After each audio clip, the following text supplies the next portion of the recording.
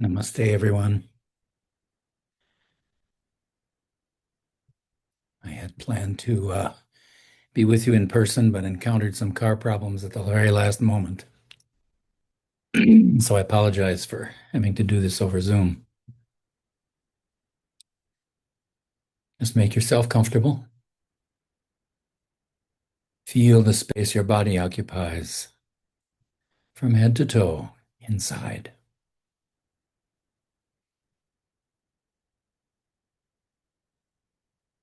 Let that space, your personal meditation cave, become the most sacred temple. Feel the flow and the touch of the breath in your nostrils.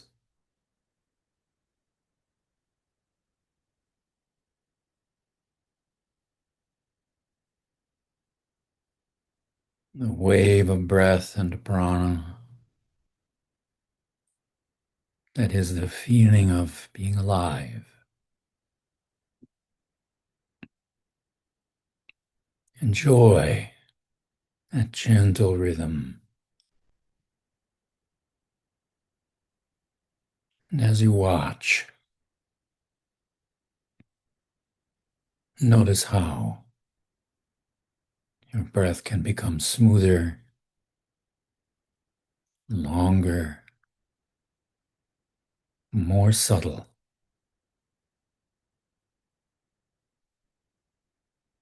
Just let your breath settle. Allow these changes to continue as they naturally do.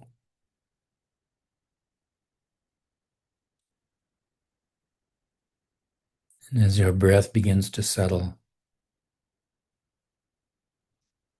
so also feel your body settle.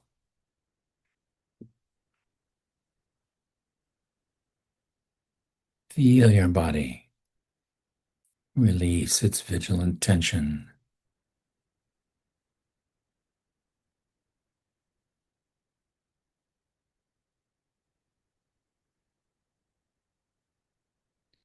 Feel into your top of your head and your forehead. Wherever you find tightness, feel into the middle of it, gently and lovingly, as if your body were your 2-year-old child begging for your attention.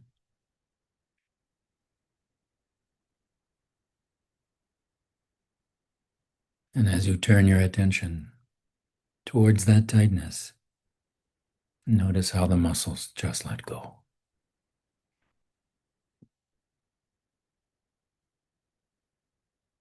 Feel around your eyes and eyebrows.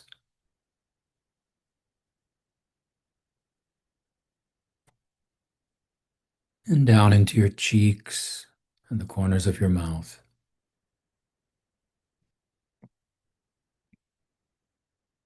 Relax your jaw.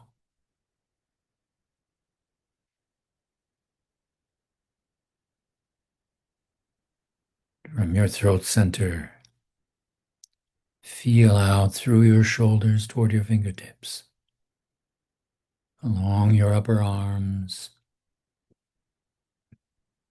and your forearms, your hands, your fingers, and your fingertips.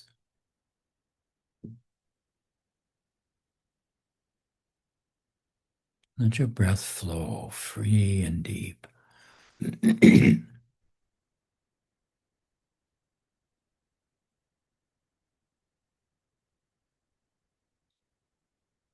Wave of breath and prana, animating your body.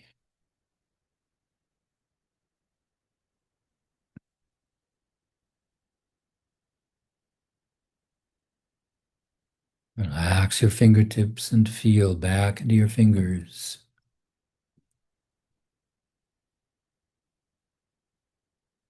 and back into your hands.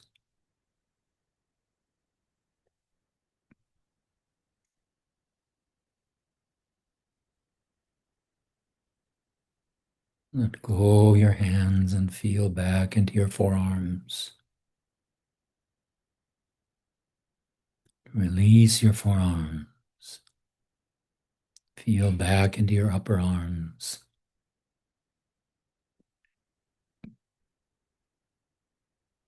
Let go and feel back into your shoulders.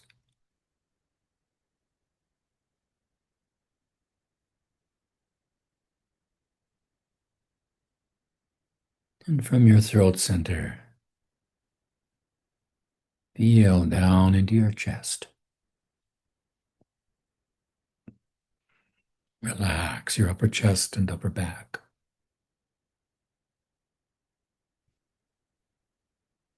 Feel into the muscles between your ribs and relax your rib cage.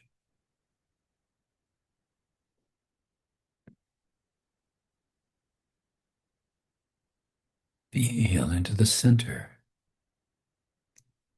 of your chest. Exhaling and inhaling from that space. Free and deep.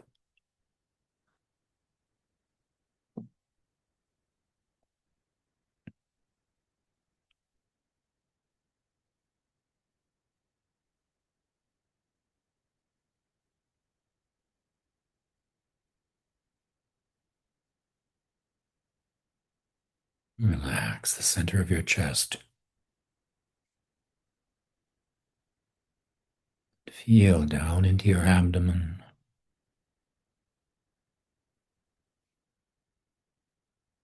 Let go your stomach muscles, moving with the rhythm of the wave of breath and prana.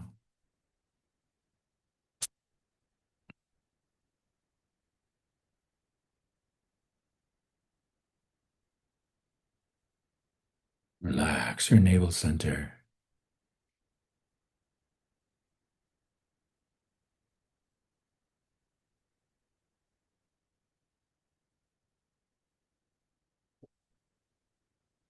Feel into your hip joints.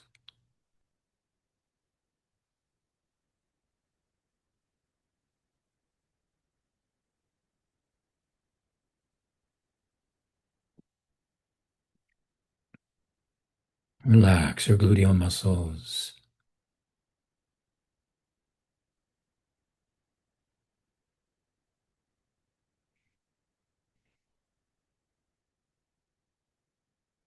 Relax your thighs.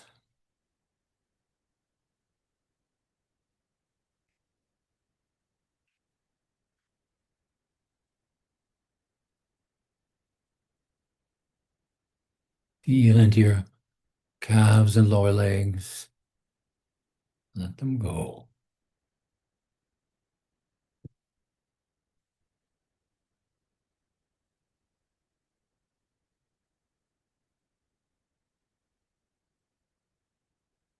Relax your feet and your toes.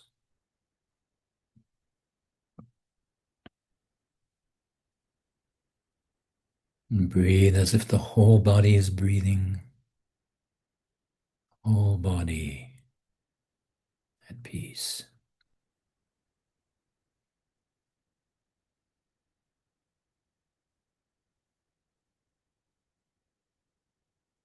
Relax your toes and feel back inside your feet.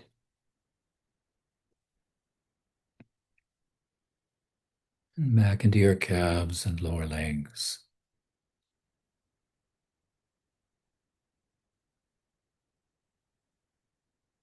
Relax your thighs.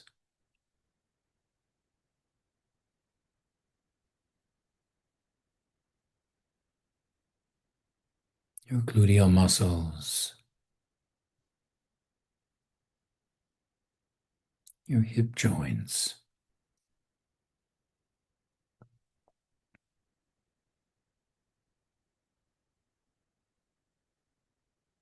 Relax your navel center.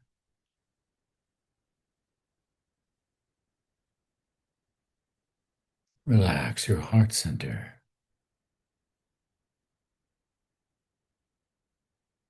and your whole chest.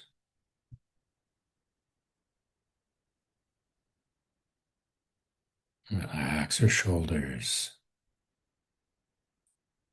down to your fingertips and back again.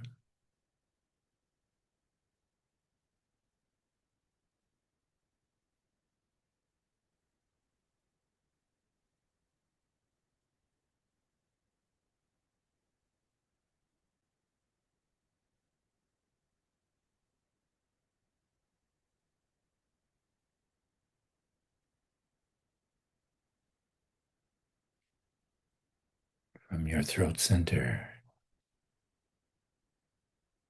feel back into your jaw. Relax your jaw.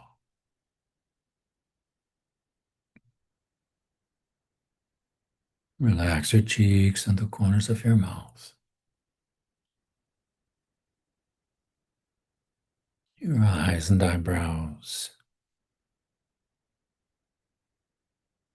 Your forehead and the top of your head.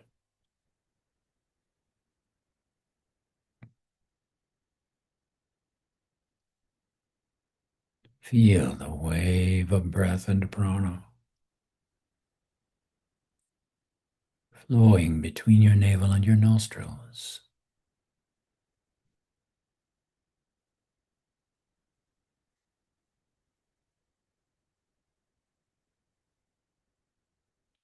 As you watch this quiet flowing stream, just listen for your mantra. Let the mantra come to you, or your favorite divine name, or Soham.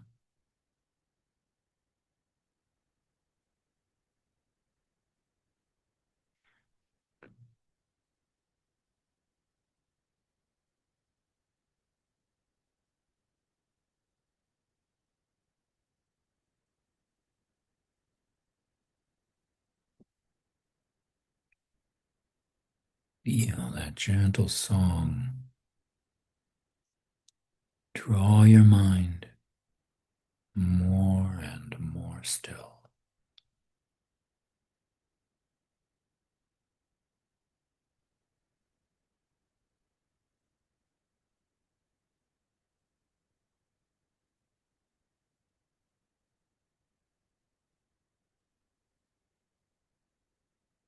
Notice how that stillness can deepen when you have prepared the ground.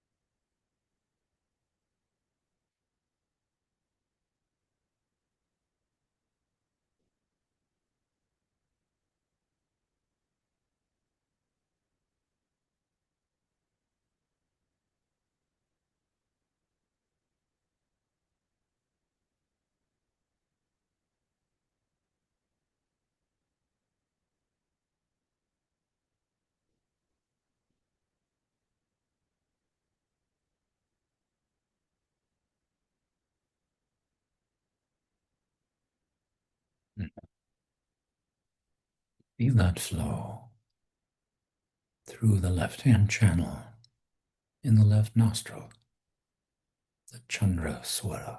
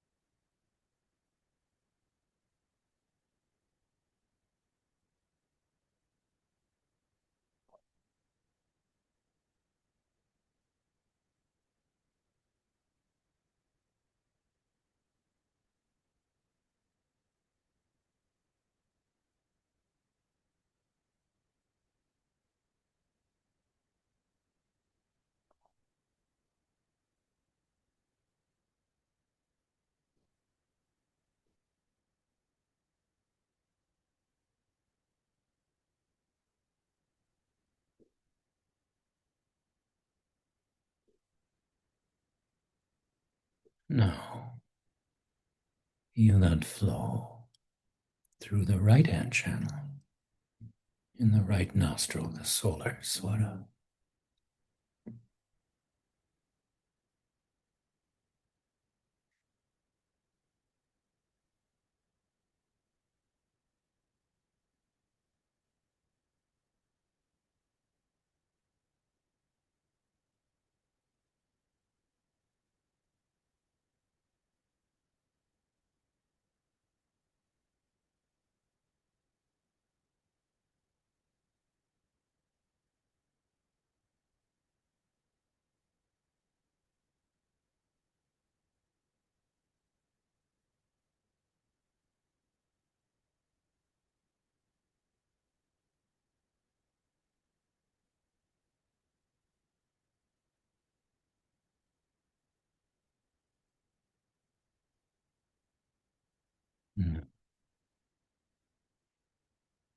Leave left and right, and sink your awareness between these two into the central channel, the Shumna stream, the Shunya swara.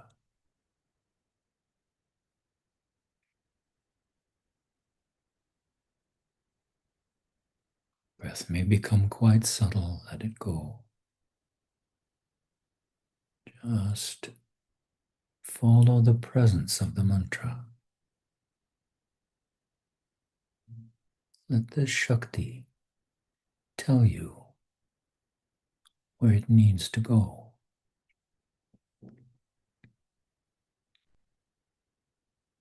Perhaps into a silent chamber or a chakra or along the spine.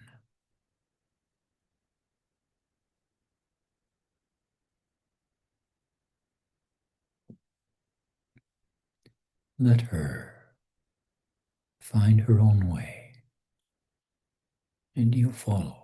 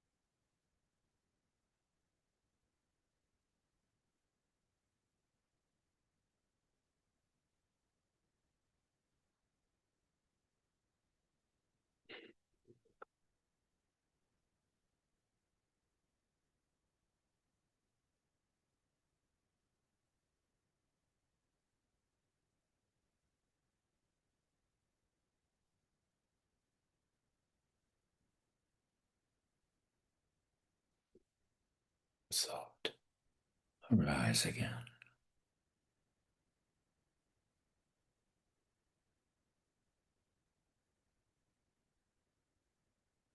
Rippling the surface of your calm mind.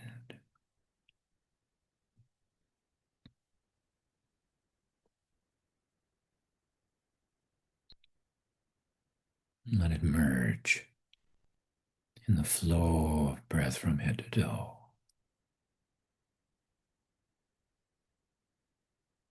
so that the whole mind field becomes full of that sound.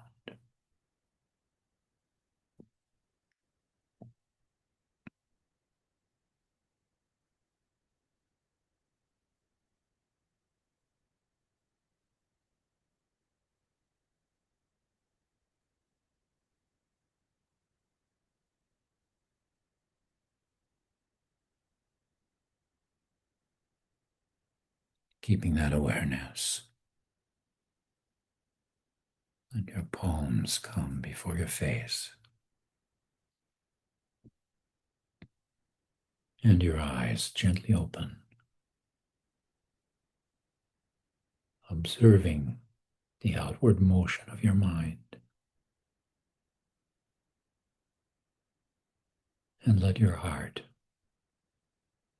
fill your palms with fragrant blossoms of gratitude.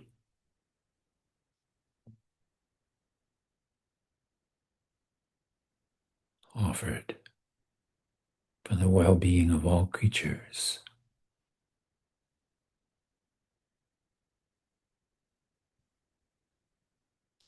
And to that mother of our mind, the Guru Force. And gratitude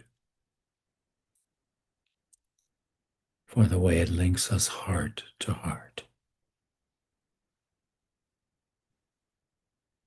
even over great distance. Om Shanti, Shanti, Shanti.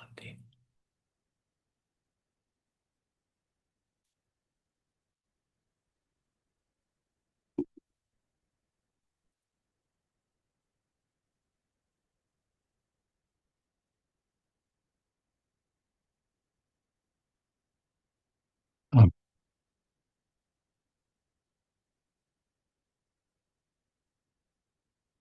good evening.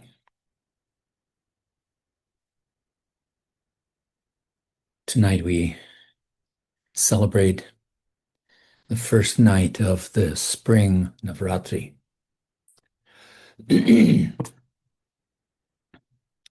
And especially for those of you who are not yet very familiar with this practice, I wanted to introduce it a bit.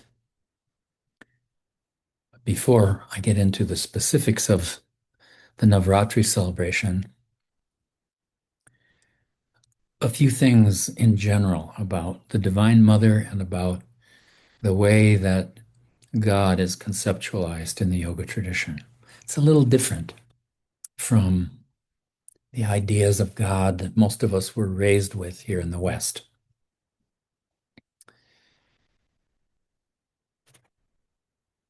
The idea of the devas in the Indian tradition, you have all of these, as everybody says, all of these gods and goddesses, right? And people often characterize Hinduism in particular as being polytheistic, a religion of many gods. But Swami Veda used to say that it's not polytheistic, it's polymorphous monotheism, because the important passage in the Veda is Ekam Sat. Truth is unitary. And the wise call it by many different names. So each of those devas and devis and the asuras, the anti-devas, are all manifestations of divine energy in various kinds of specific forms. You have masculine forms and feminine forms, and forms that are even sort of in between. It's quite an interesting menagerie, actually. Um, and it's interesting if you look at them as a gendered group. The male forms all tend to have a discrete form. Shiva is, the ascetic sitting up on the mountain, blue color with snakes hanging all over him. Vishnu is this brilliant, bright being full of light with his discus and riding on the Hansa swan. And Brahma is this creative being sitting on a lotus. So you have all of these sort of discrete images of divinity as a masculine personality. And then the Divine Mother comes along. And if you read the text from which the mantra that we did tonight, the Sarvamangala mantra, comes, the Devi Mahatmya, which is an epic taken from one of the Purana texts. It's the story of the defeat of a demon named Mahishasura by Durga. And in the process of that battle, Durga assumes all kinds of different forms and personalities. She becomes Kali, she becomes herself Durga, she becomes Saraswati, the deity of wisdom. So this Divine Mother tends to be much more fluid in how she's presented. And that makes sense. Swami Veda used to say, God is a mother, because our tradition is basically a Shakta tradition, a tradition that worships the Divine Mother. God is a mother. And if the baby says to the mother, put on the blue dress, mother puts on the blue dress. The baby wants her to put on the red dress, she puts on the red dress. So the feminine divine, and actually divinity as a whole, has all of these different faces and facets. And each of those facets is right for a different kind of person and personality. So divinity is always taking the form of whatever will help the disciple take their next step in the development of their spirituality. That's the thing I think I like most about the Hindu tradition. There's a verse in Bhagavad Gita in the fourth chapter, verse 11. Ye yata mang prapadyante tans tataiva bhajamyaham. Mama Vartmanu vartante manushyaha partha sarvashaha. By whatever path people approach me, I strengthen their faith in that direction. In every way, people follow my path, O Partha. It's a beautiful passage.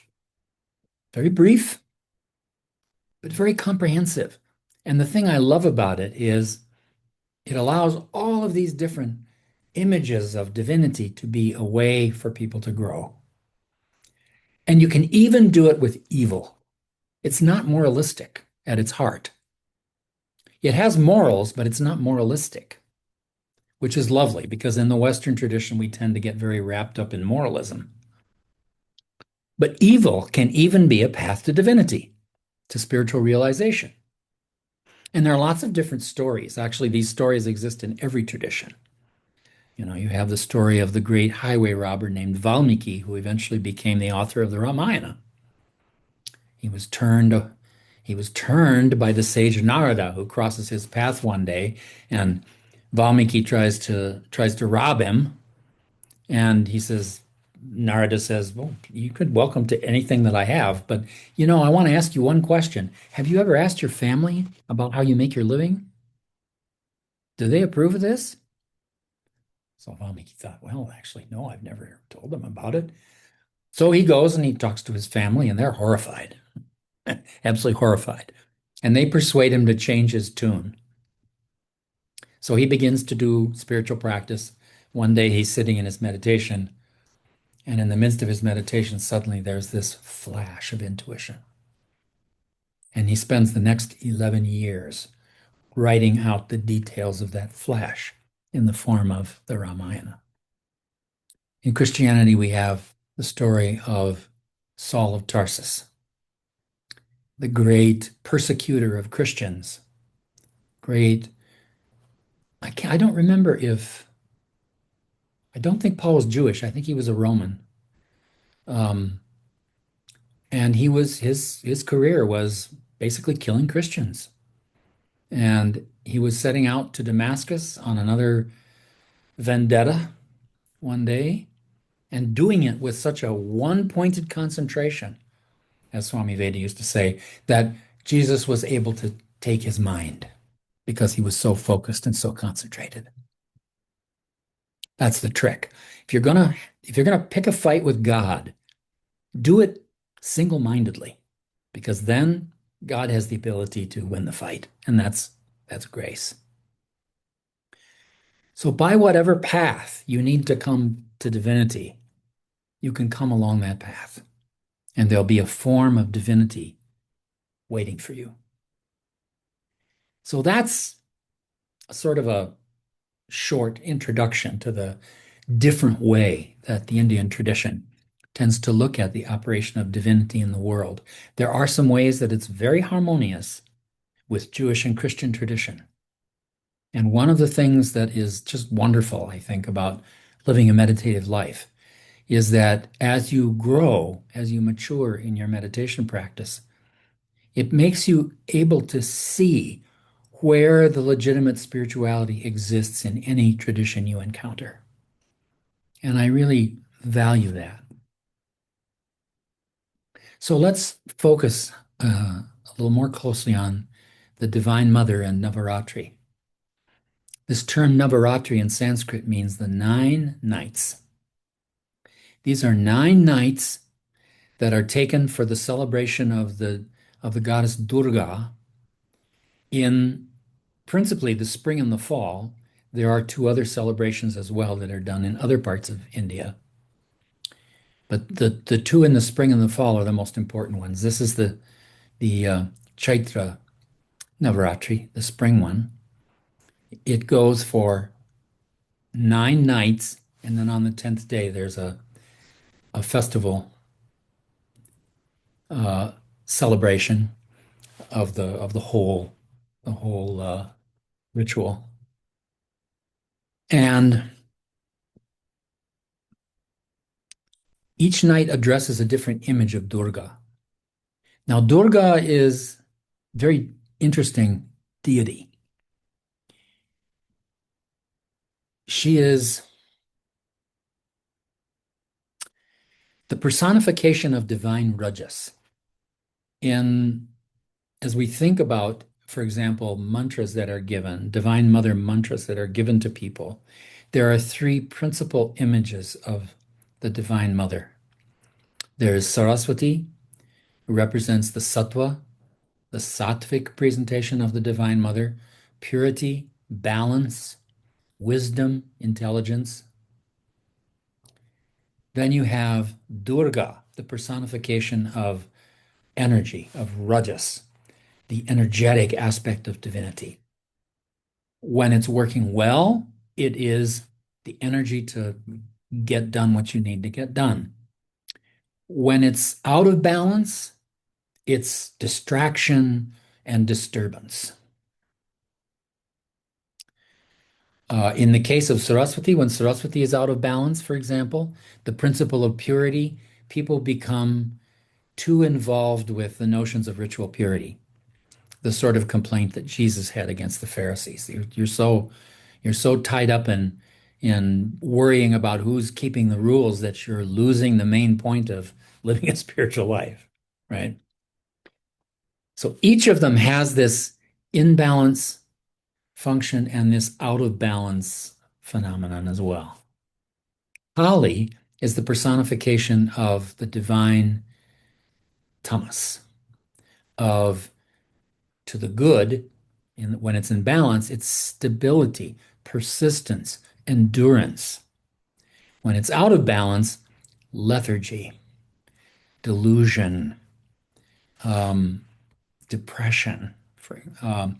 And so, as we think about these, sometimes we think about them when somebody's coming for a mantra, for example, if someone is depressed, very often they will receive a Durga mantra, a mantra that's intended to help to energize them.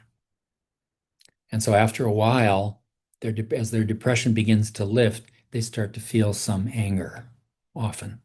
And that's usually a good sign. As a therapist, I know that that is a sign of people beginning to recover their energy.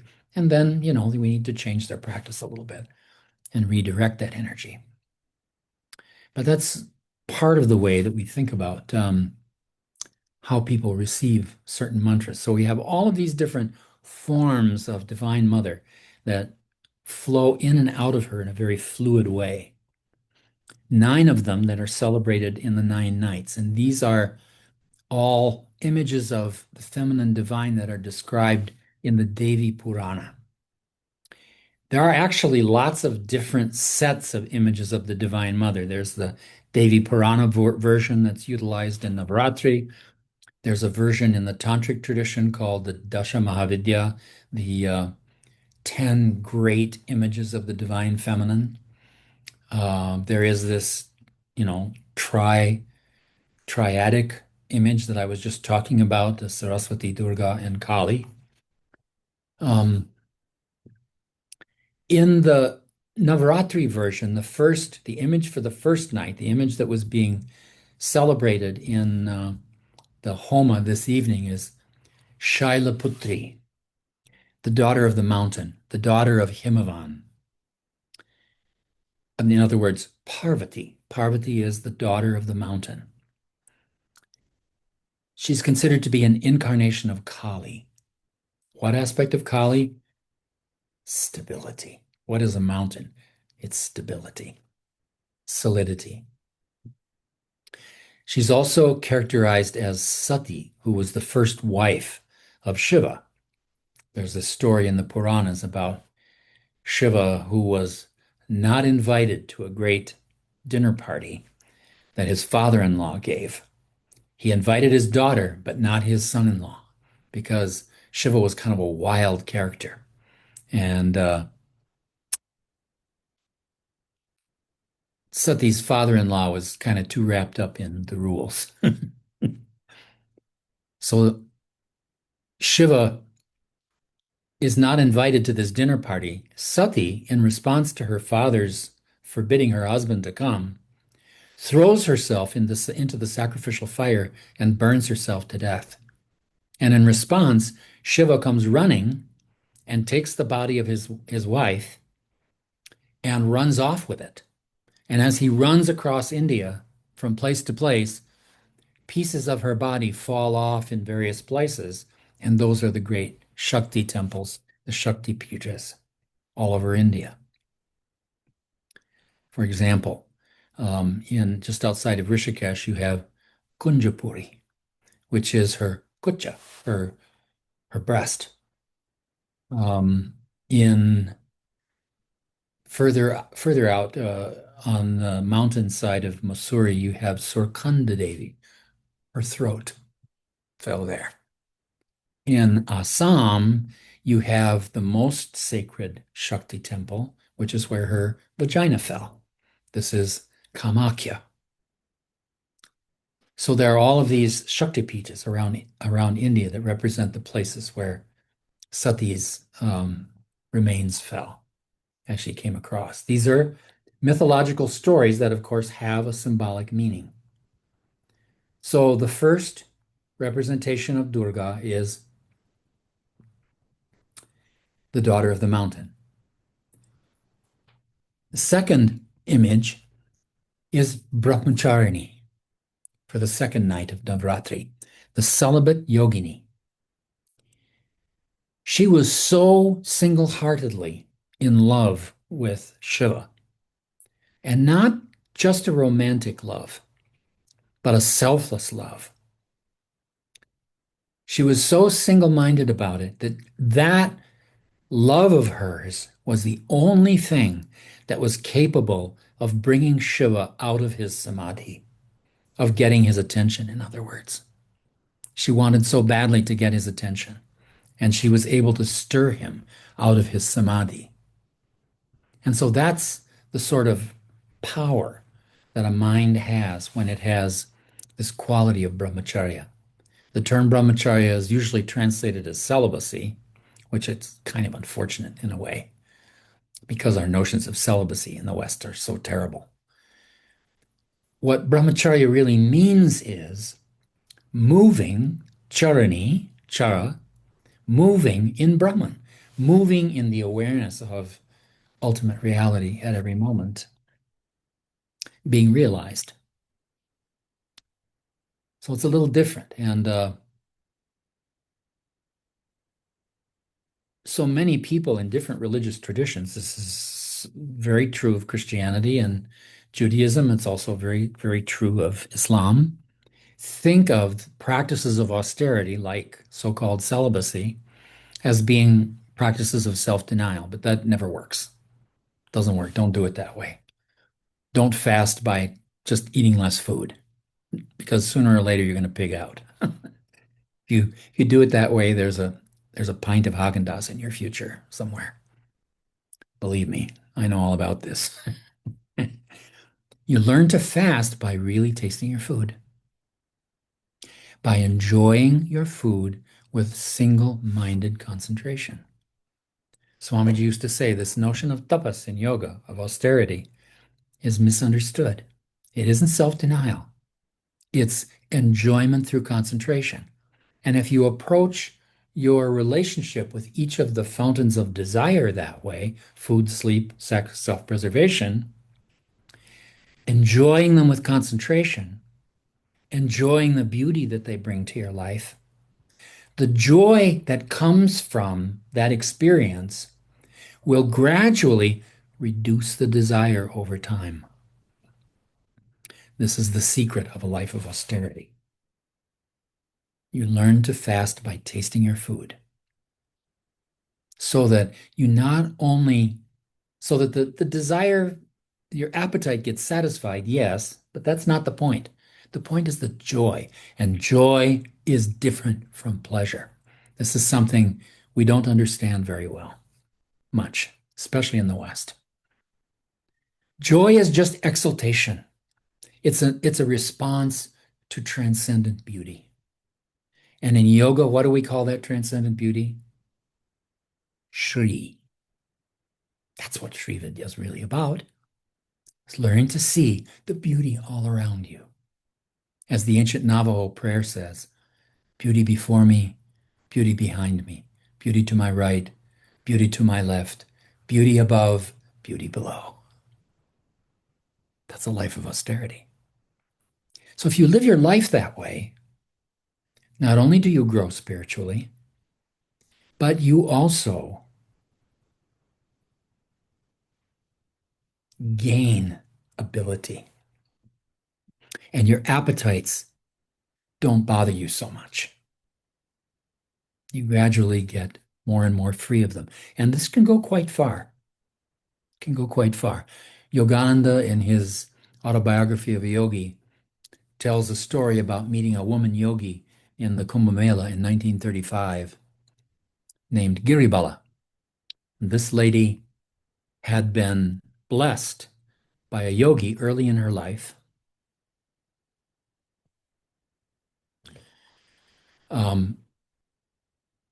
To experience this uh, austerity of fasting, of being able to have that skill.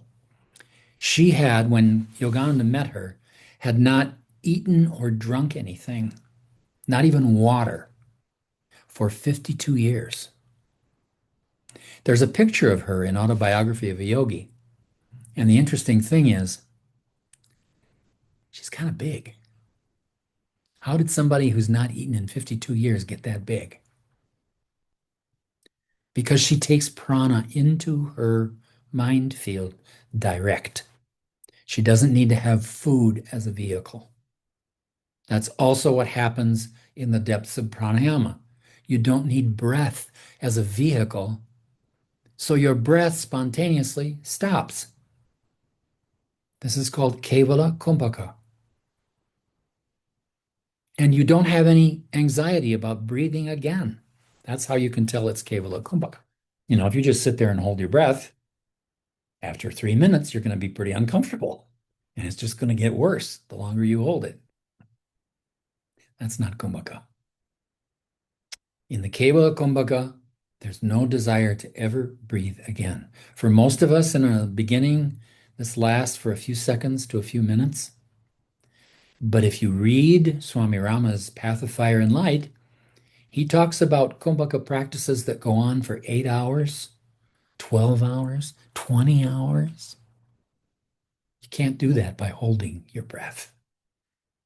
You can only do that by establishing that direct connection with prana. So that's what a real life of austerity can accomplish for you. So brahmacharini is an image of Divine Mother who has that kind of power of austerity behind her. On the third night, we celebrate Chandragandha. I'm intentionally not putting a PowerPoint presentation or writing these things on the board because, it's not important right off the bat that you really know all of these details. If you're kind of a scholarly person, that information is pretty easy to find. But I just want you to get a general feel for these different personalities, these different personas that the Divine Mother has. Chandragandha is another version of Parvati, wearing the half moon in her hair. You've often seen these pictures of Shiva with the half moon on the top of his dreadlocks and the Ganga pouring down from heaven onto his head so that he breaks the fall of Ganga so it won't destroy the earth. And so Chandragandha is Shiva's consort with that same strength and that same sense of flowing energy. A symbol of both beauty and bravery. Shiva and Parvati also represent the ability of divinity to digest the poison, so to speak, in the universe.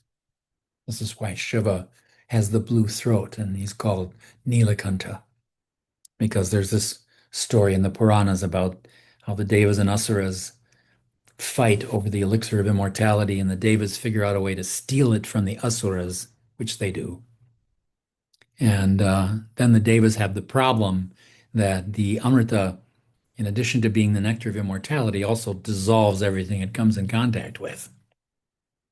Because God can dissolve the universe, right? So what do they do with it? They go to Shiva. Only you, Shiva, are strong enough to withstand this. So would you drink this poison and get it out of our way? So he agrees to do this. So it's that purifying flow. The fourth night is Kushmanda, the embodiment of the creative power of the universe, of the power of the universe to create all of the different beings.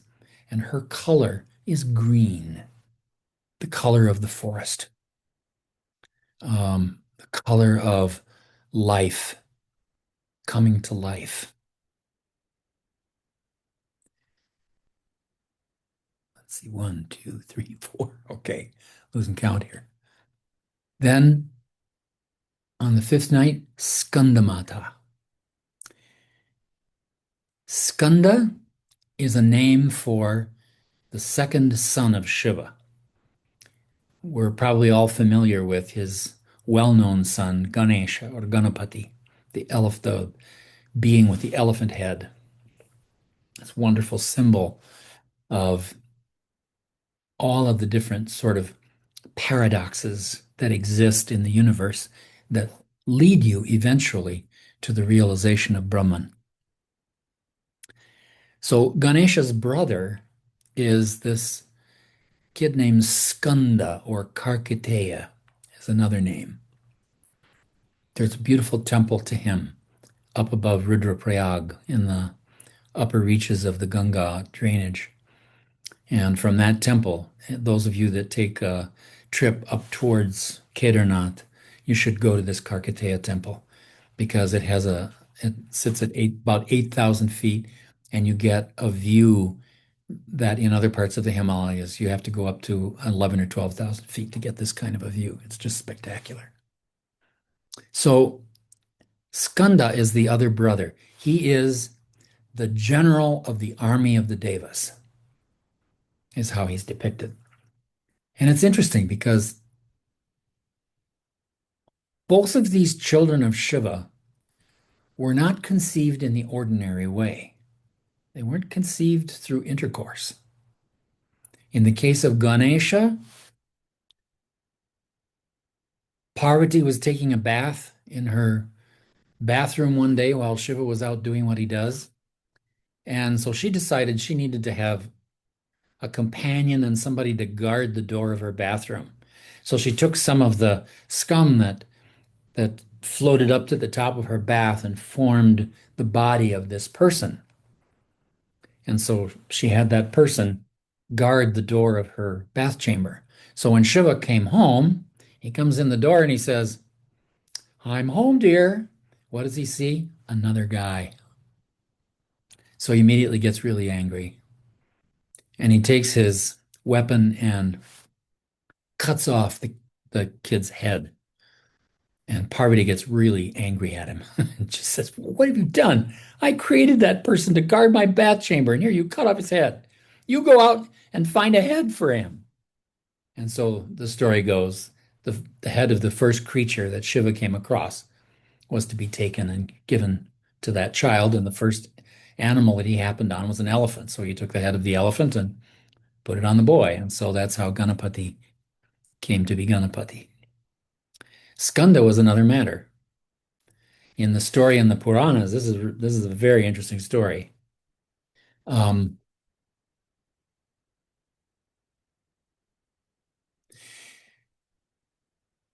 the nectar of immortality is sort of a divine form of semen. And like I said before, it's a very powerful substance. It burns everything that it comes in contact with. So the Devas are trying to figure out how they can deal with this substance without getting burned by it.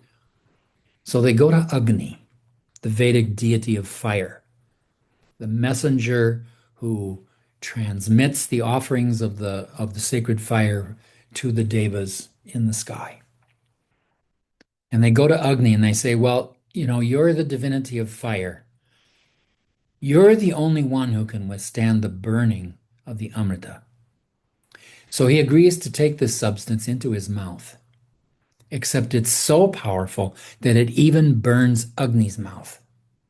And so Agni's looking around everywhere to try to figure out a way to get rid of it. So he spits it out into the Ganga, into the sacred river. And it floats off into the reeds.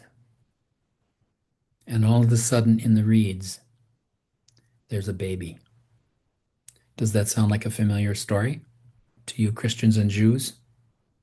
The baby in the reeds, Moses? Moses is found by the daughter of Pharaoh and her companions.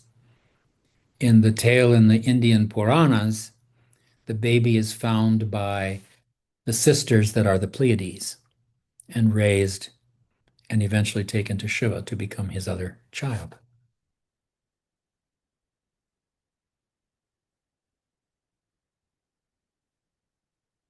So Skandamata is Parvati as the mother of Skanda, who is also, of course, the mother of Ganapati. She represents the image of a mother's fierceness protecting her child. She rides a lion and she's holding a baby. That's Skandamata. Then on night number 6, Katyayani, the embodiment of mother as the warrior who kills the demon Mahishasura in this text called Devi Mahatmya. The verse that we were repeating tonight, Sarvamangala Sarvang, Sarvamangala Mangalye, and so on, is from that text, which is one of the sacred texts of this tradition. And we tend to repeat the 1,000 names of Lalita during each of the 9 nights of Navaratri. In some parts of India, they repeat this text, the Devi Mahatmya, every day. It's about the same size as the Bhagavad Gita, about 700 verses. And those verses are all meditation mantras, all of them. So sometimes we give those mantras as a special practice to people. And I'll say some more about the mantra we were doing tonight, a little down the road here. Um, but that's Katyayani. She's the this story of Durga in the Devi Mahatmya. Uh, Durga is out taking a bath in the river one day, and unbeknownst to her, these demons come along and they happen to see her bathing in the river. She's very beautiful. So they immediately go back to their boss and say, "Oh, gosh, we saw this beautiful woman bathing in the river. You should go see her. You know, she might be a good wife for you." So the head demon, Mahishasura, goes and takes a look, and sure enough, he's convinced that this is the woman that should marry him. So he sends his two underlings to go and propose to her that she's supposed to marry him. And she eventually says, no. If you want me, you're going to have to fight me, is basically what she says. But there's a moment just before she says that where she utters another of the mantras that we sometimes give people, the Ityukta mantra. Ityukta sa tada devi gambhiranta smitajaga, and so on. And it talks about how she turns with a deep smile on her face as she's getting ready to tell Mahishasura to go away, basically. And he starts a war with her, which she eventually wins. And in the process of the battle that follows, she takes all these different forms of divinity, of the Divine Mother, in the process of defeating him. So that's Katyayani. Night 7, Kalaratri. Form of Kali. Ratri, of course, means night. And this is Kala means time, the night of time. This is the most ferocious form of Durga, the one who does in the two underlings who are sent to her to make the proposal. Her color is blue like Shiva. She's very fierce. Um, and from that point, that's probably the fiercest image of divinity, of female divinity that you see. On night number 8, you have Mahagauri, symbolizing intelligence and peace, taking a form very much like Saraswati. Kalaratri took a bath in the Ganga, and her color changed from blue to pink, and she became Mahagauri. And this is often the day when religious Hindus will celebrate what's called a Kumari Puja, where they actually worship, do a puja to a young girl as a manifestation and incarnation of the Divine Mother. And then on the 9th night, the image of Mother is Siddhi Dhatri, the grantor, Dhatri, of siddhis, of accomplishments in your spiritual practice. The siddhis that are referred to here are the ones that are given in all the Sankhya and Yoga texts, the ability to become infinitely small, infinitely big, heavy, light, to walk on water, and so on and so forth, all of those abilities, which are thought of as miraculous powers by us because we're limited beings. But the further you grow in yoga, the more you realize, especially if you read the third chapter of the Yoga Sutras, that those siddhis are normal aspects of human personality that gradually manifest themselves as you mature and grow as a person. In other words, all of those things we call miraculous powers are already in your mind. We can't use them because our minds are so disturbed. But when we work on the process of emotional purification and reach the place where those things can mature in us, those siddhis will begin to happen. They just happen. You don't do them. In fact, there's a warning about this in the Yoga Sutras. If you start to do them, if you start to use them with your ego, then they become obstacles in the spiritual path. They become things that you self-identify with. This is my power, right? It's never your power. It's God's power coming through you. It doesn't belong to you. It never will, and it never did.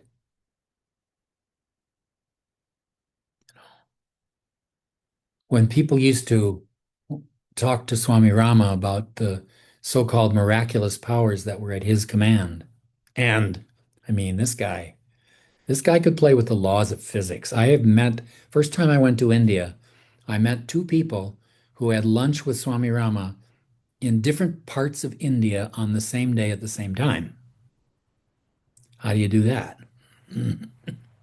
Pretty cool trick. It's not a trick. It's not something you do. It's a thing that can just happen when you reach a certain level of development as a sadhaka. And granted, these people are not common. Um, why would they be? Having those kind of abilities is extraordinary. And they're extraordinary because the people who are becoming enlightened are also not common. So those are the nine different. Oh, I left one out on the ninth night. In addition to being Siddhadatri,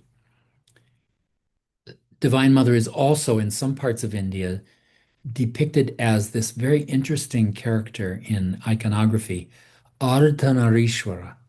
In other words, half by half Shiva. What that means, there are images actually have a, I should have brought my Murti in from the living room. I have a living room, in my living room, a statue of Shiva from South India. Half the statue is female, half the statue is male. So it's a direct iconographic distillation of this principle of gender fluidity in divinity. Um, and it's a symbol of that point in your spiritual growth where you reach a point where both the masculine and feminine parts of your personality are fully developed.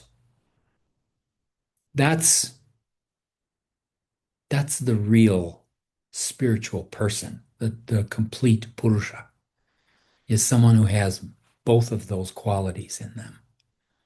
Um, so those are the nine images of the Divine Mother that make up the celebration of Navaratri. And each night, a different one is celebrated, and each night in our tradition, we usually read through the thousand names of the Divine Mother. There are lots of these thousand name texts in relationship to various deities. There's one for Shiva, there's one for Vishnu, and so on. And these thousand names name all these different qualities and aspects and facets of the deity.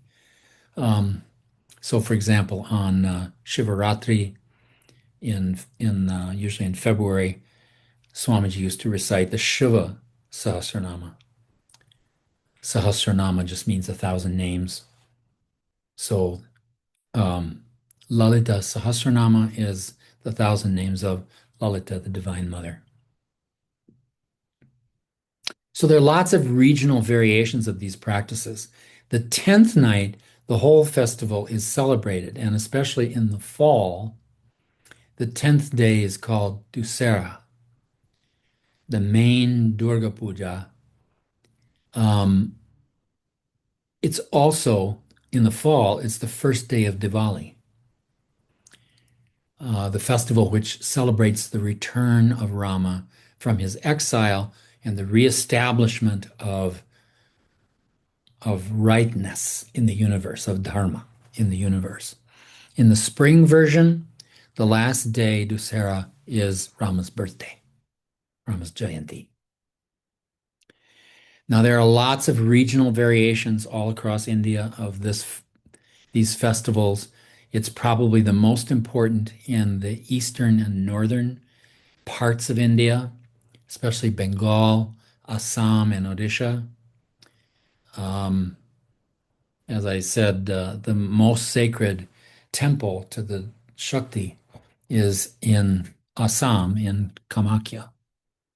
And one of Swami Veda's great friends and a really genuine yogi is this woman, Sri Ma of Kamakya. She comes originally from Assam, who I don't know if Sri Ma still lives in California or not. She was there for quite some years. Um, and I've had a chance to meet her a couple of times. And she is one person who causes me to immediately want to touch her feet. Westerners don't do this easily. And Swamiji used to discourage Westerners from doing it intentionally. But when you encounter someone with a definite presence of divinity in them, you automatically bow. You look down. You want to bow to them. In my first visit to India in 1974, at the Kumbh Mela, we had the great privilege of being able to have a darshana of Anandamayi Ma, the great Bengali woman ascetic who was in samadhi all the time. And it shows. I mean, you just look at the pictures of her that exist today, and you can see she's just off into some kind of inner ecstasy. All the time, there's this wonderful, far away, joy filled look in her eye. And absolutely, she had that presence. She was quite old when we met her. She was in her 70s, I think, probably at that time. Um, but really amazing.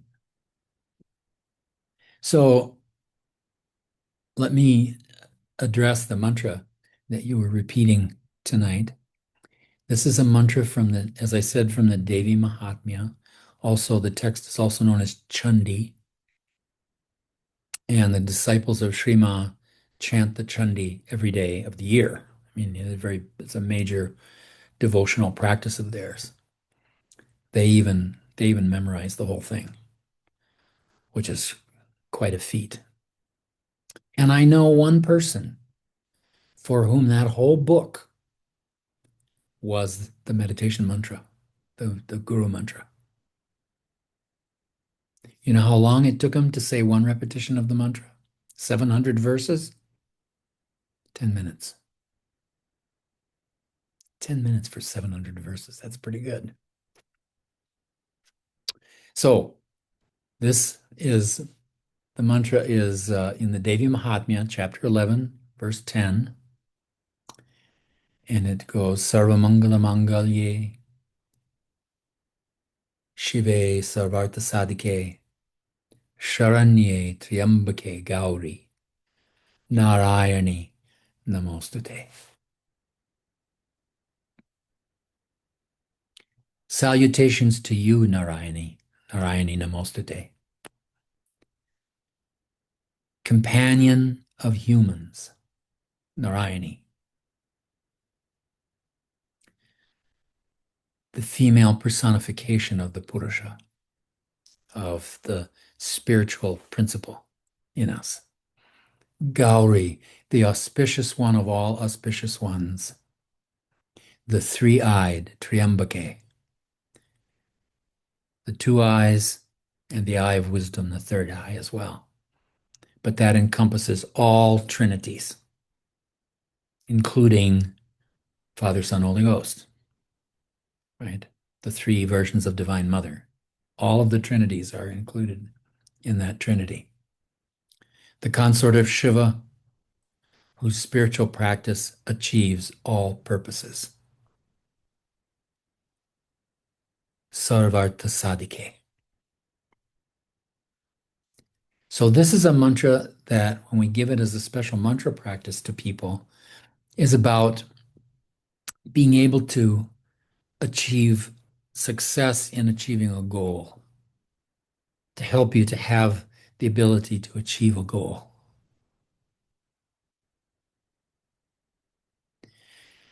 Now, we've talked about a lot of symbolism, a lot of imagery, iconography, so that you understand some of the details of what the Navaratri celebration is about, and it's all very beautiful.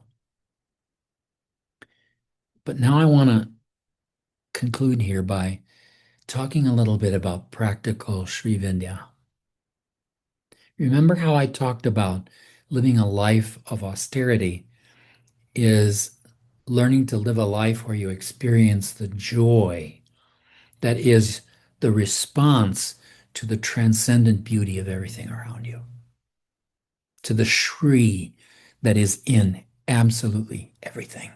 It's in the food you eat, it's in the people you love, it's in the beautiful experience of rest at night, food, sleep, sex. It's in enjoying the beauty of being alive, self-preservation. So it's learning to enjoy what all of those primary fountains bring to the beauty of an embodied life, the life that we live. And that beauty is Shri. Now, you can do Sri Vidya in the sort of conventional way. There's lots of excellent, complicated books about it, lots of philosophy, lots of religious texts, all kinds of rituals, all kinds of meditation practices, visualizations, all that stuff. And I'm not saying it's not helpful, but you can also just learn to taste your food. Learn to really love the people around you selflessly. Learn to enjoy your sleep and also to enjoy the process of being alive. The more you do that, the more you cease to be a slave to all those appetites, and the more you lose your fear. You learn to lose your fear. You become courageous, not in an aggressive sense, but there just isn't any fear in you. I often tell a story of this friend of mine who discovered that she had stage 4 liver cancer and that her prognosis was very short. And when I went to her to talk about how meditation might help her with the process of leaving the body, not that I'm an expert on it, but I would share what I know. And she said to me, "Stephen, I am so excited. I can hardly wait to die. What an adventure." I was gobsmacked. You know, who approaches their death with that kind of attitude? It's just absolutely amazing. And that's what happens when you live a life well. There used to be a Swami who lived in Minneapolis, Swami Atma, and he gave regular He didn't really give lectures or seminars. He just had a satsanga every week at his house. And lots of people used to go. There are lots of people listening tonight who were part of that group. And I didn't meet him until he actually moved away from Minneapolis and was living in the Bay Area. He was living with Praful Saklani in just south of the Mission in San Francisco. So I went to have dinner one night so that I could be introduced to Swami Atma. And it was absolutely fascinating. This guy was one of the disciples of Swami Shivananda of Rishikesh, who's famous for all of these great ascetic disciples, Satyananda, who founded the Bihar school, and Vishnu Devananda, who was the great Hatha Yoga teacher, and uh, all these other famous disciples who were all followers of Advaita Vedanta. They were all very intellectual Brahmins who were very philosophically oriented. What he told me was he said, those guys were not very good people. I mean, they weren't very sociable. They didn't seem to like people very much. And I didn't like them very much. He said, I found the one Swami in that ashram who understood Tantra, who understood the Divine Mother, and I learned from him. So this was a very different disciple of Swami Shivananda. And Praful told me how he lived his life. He did a sitting meditation every day in the morning, and he would go for a walk, and he would walk around San Francisco just in a state of wonder about everything. And his whole practice was a constant practice of a prayer of gratitude. Thank you for this beautiful tree, Mother. Thank you for these people. He even used to go to this famous festival in San Francisco, the Folsom Street Fair, which is famous, among other things, for a lot of sexual stuff. And he used to walk around the Folsom Street Fair in that state of wonder, wondering about all of this stuff, about how people love each other. He didn't get involved in it. He didn't get caught by it. He just wondered at it. And he did his prayer to Mother. Thank you for all this richness, this beauty. He was a real practical Sri Vidya practitioner. So, you know, do all the good Sri Vidya stuff, the ordinary stuff, but be practical. Do the practical part. See the beauty around you in your life. There's a wonderful poem by Gerard Manley Hopkins that actually is a poem about Sri Vidya. It's called God's Grandeur. And it opens this way. I was given this poem to do in an interpretive reading in junior high school. I didn't understand anything about it at that time. It opens with, the world is filled with the grandeur of God. It will flame out like shining from shook foil. What a weird image. What a way to talk about God. But then when I was older and I understood a little more, I realized God is out there playing hide and seek with me. I can feel her. If I just look hard enough, maybe I'll see her, you know? I just look behind the appearances of things. Maybe I'll see that greater beauty. That's how it feels to me at this point. So if you're going to practice conventional Sri Vidya, just make sure that you also practice the practical Sri Vidya. You know, there's beauty even in the simplest food. There's beauty in the love with which it was made. I'm going to embarrass somebody here for a minute.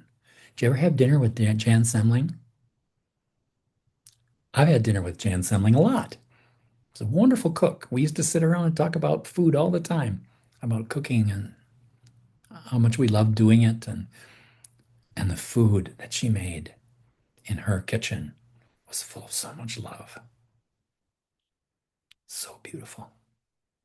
You can feel that love when someone has made food that way. You know, I think all of us can remember a time when we went to a restaurant and we left with this inner smile that comes from food that's made with love. And when I write restaurant reviews, which was my little hobby I used to do when I was traveling, I wrote a bunch of reviews uh, for Travelocity.com. And I never gave a restaurant a 5-star review unless I felt that love in the food, no matter how good it was technically.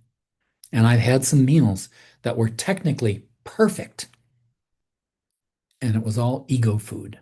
It was all, look, what a good chef I am, you know. Who needs that, you know? Enjoy the food that feeds your soul. Then you'll learn what fasting is really about. Then you'll learn to nourish yourself in silence. In the silence of eating, you also get nourished. And that's a beautiful thing. And I want to just finish tonight with a story that Swami Veda used to tell about him and Swami Rama.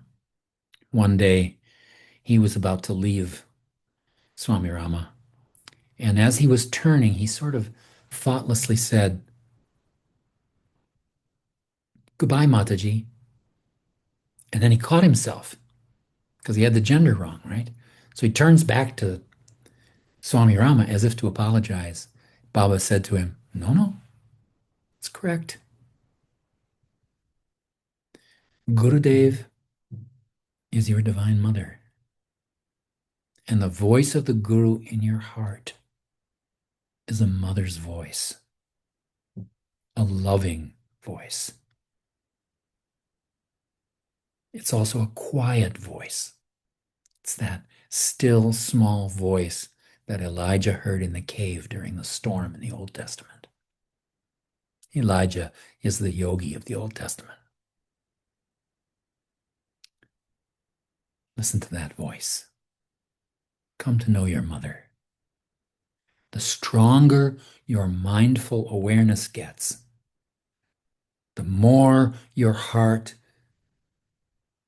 manifests compassion, openness, acceptance, love, friendliness, compassion, non-reactivity, joy-mindedness, the 4 Brahmaviharas. Those things grow in you. And the more they grow in you, the more other people feel it in you. And that's what's so wonderful. To me, that's what's wonderful about sitting here with you all. The thing that keeps me going in teaching is being able to have these relationships and feel that connection even across great distances. It's an incredible thing. So the Guru is the mother. So when we celebrate the 9 nights of the mother, we're celebrating in many ways the different faces of the Guru energy in the world. Because that's who the Guru is. The Guru is not a person. You know, Swami Rama understood very well that he was not a guru, but he was a vessel for the energy of the Guru. The energy moved through him, but it wasn't his.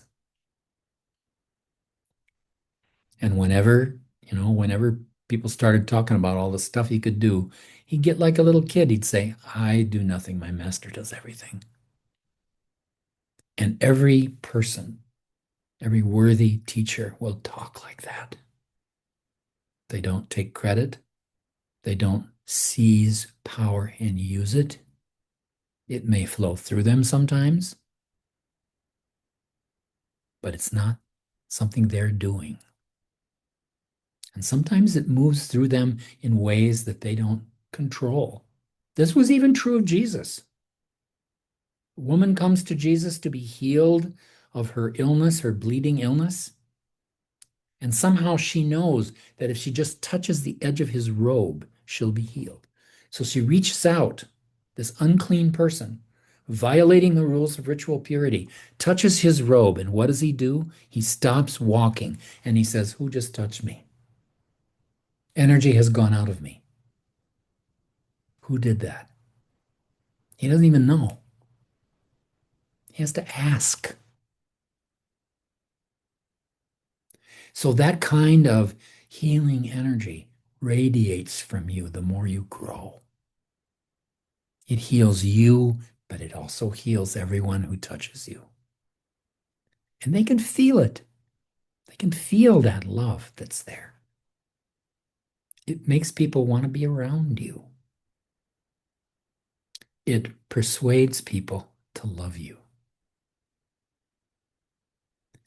And so I wish for you all that kind of growth, that kind of maturity, the development of all of the beautiful, sparkling facets of the gem that is Divine Mother.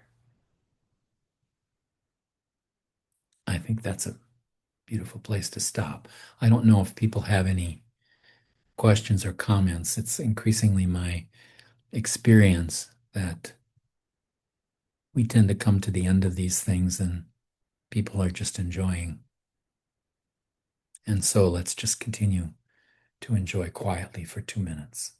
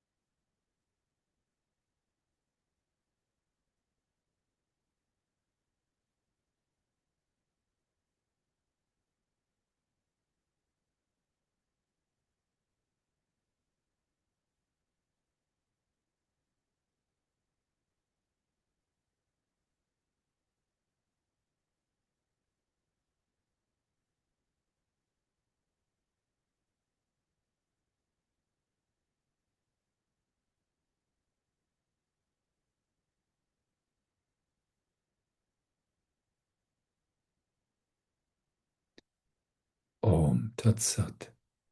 Brahmarpanamastu. Om Shanti, Shanti, Shanti. Thank you, Mother, for all of this.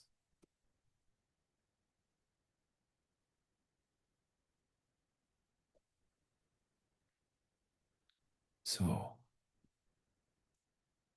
wonderful. Hmm.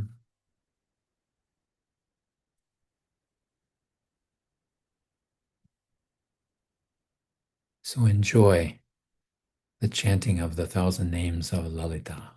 This name Lalita is from the word lila, which is play. So Lalita is the playful one, the playful mother. So enjoy the play of the divine names. Thank you, Stomaji.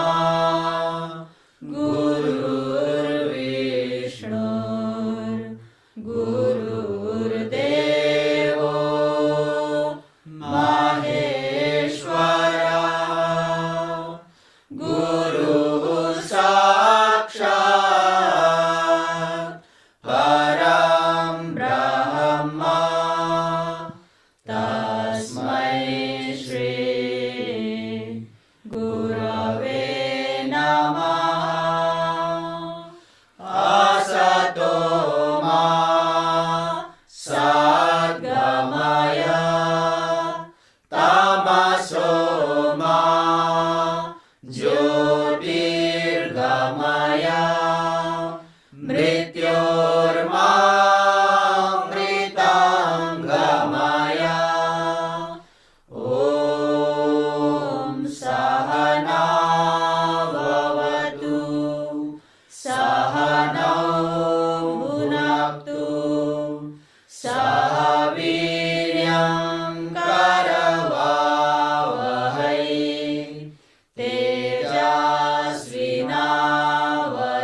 तेजस्विनावधीतमस्तु मा विद्विषावहै ॐ शान्तिः शान्तिः शान्तिः शिवः शक्त्या युक्तो यदि भवति शक्तः प्रभवितुं न चेदेवं देवो न खलु कुशलः स्पन्दितुमपि अतस्त्वमाराध्यं हरिहरविरिञ्चादिभिरपि प्रणन्तुं स्तोतुं वा कथमकृतपुण्यः प्रभवति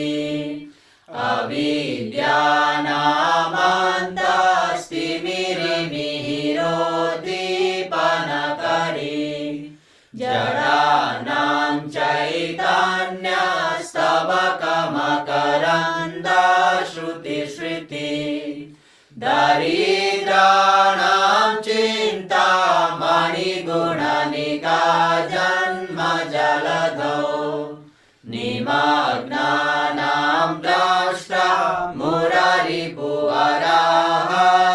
भवति सुधा सिन्धोर्मध्ये सुरविटपिवाटी परिवृते मणिद्वीपे नीपो पवनवति चिन्तामणिगृहे शिवाकारे मञ्चे परमशिवपर्यङ्कनिलयां भजन्ति त्वां धान्य कतिचन चिदानन्दलहरीम् ॐ शान्तिः शान्तिः